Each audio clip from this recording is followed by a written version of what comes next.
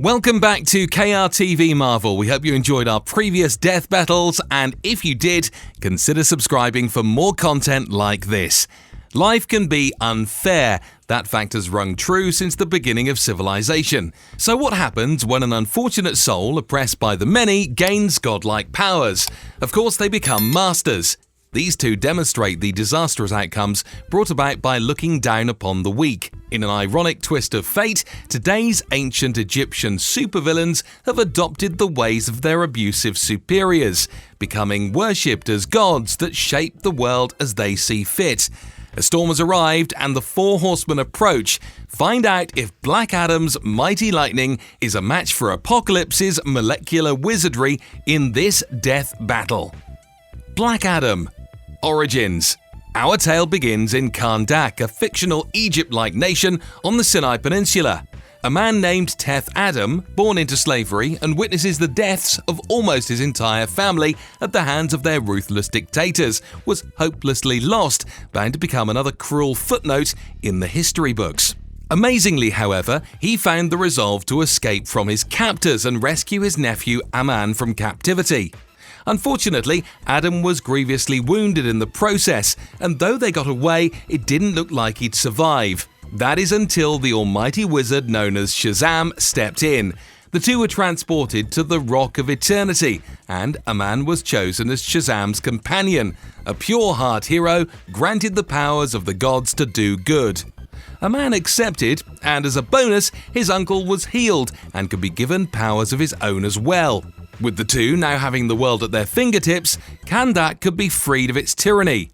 However, Teth Adam was vengeful and full of rage, wanting to kill those in power, while Aman wanted to make peace and end the bloodshed altogether. In a drastic and desperate move, Adam killed his dear nephew then and there for the sake of what he considered the greater good. He seized ultimate power at the cost of his humanity. He had become Black Adam. Powers. Similarly to Shazam, Black Adam also obtained powers from 6 different gods.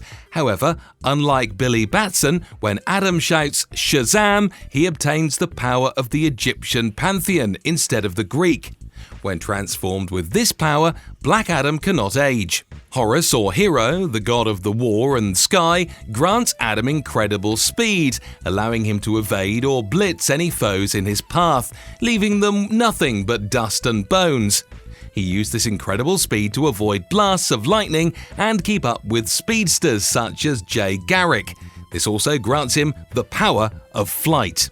Ammon, or the god of air, gives him the mighty strength to battle any hero in his way, fighting Superman or Shazam and breaking through Green Lantern constructs like nothing.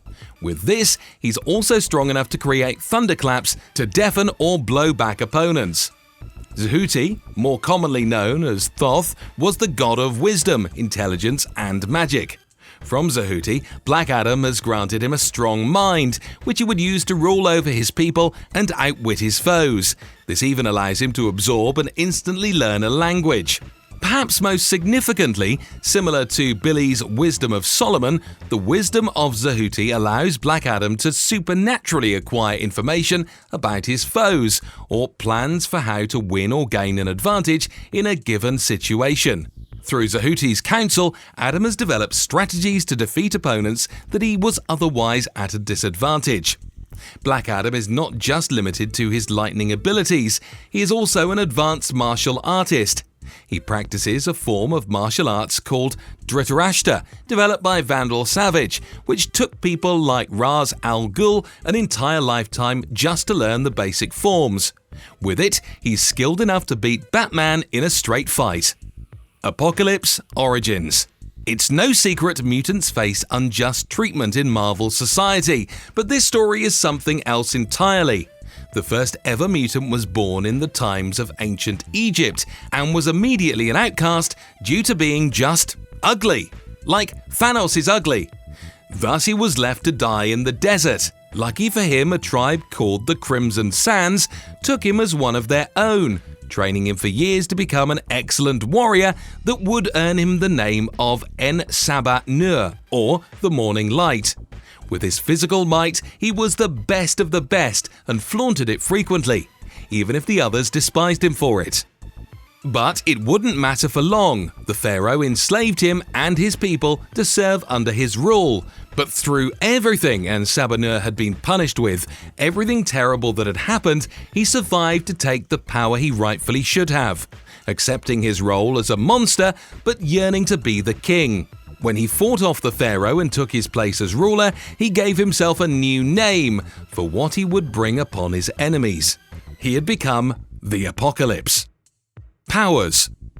Apocalypse isn't just some random mutant. He belongs to a rare subspecies of mutants called the Externals, or as they like to call themselves, the High Lords.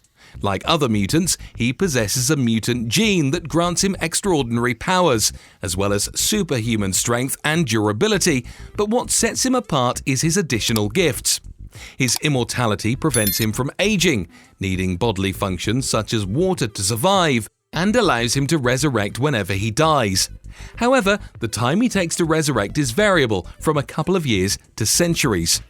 The ability to communicate with other externals across great distances, being able to summon them and drawing from the same life force pool as his fellow externals.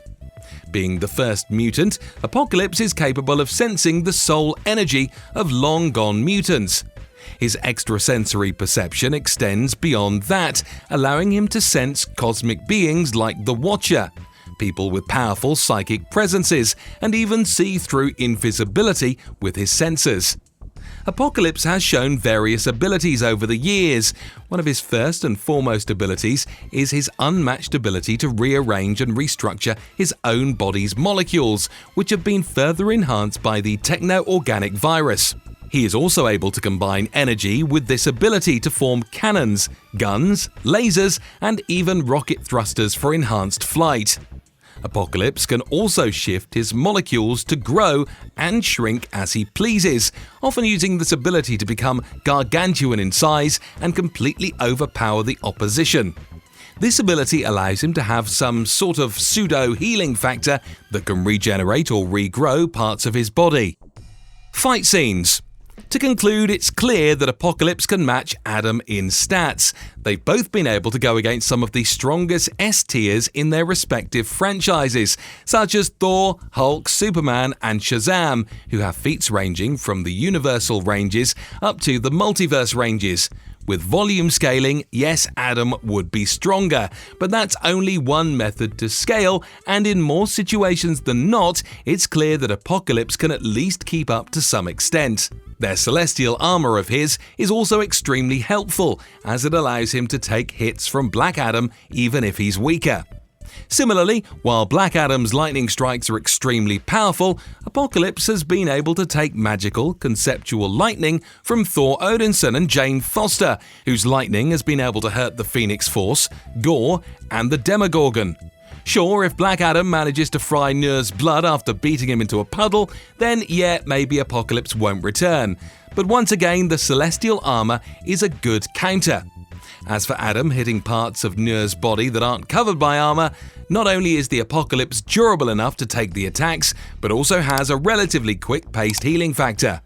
Is it enough to keep up with Black Adam's attacks? While it's unlikely Adam could make it through Apocalypse by just punching him, it is possible for him to push Apocalypse's healing factor to the limit, and with the speed of Horus, take him out once and for all. Sorry Apocalypse, but Black Adam takes the win here. So there you are guys, I hope this video offers some good insight. If you enjoyed it, be sure to hit that like button and subscribe to KRTV Marvel for more content like this. And as always, thanks for watching.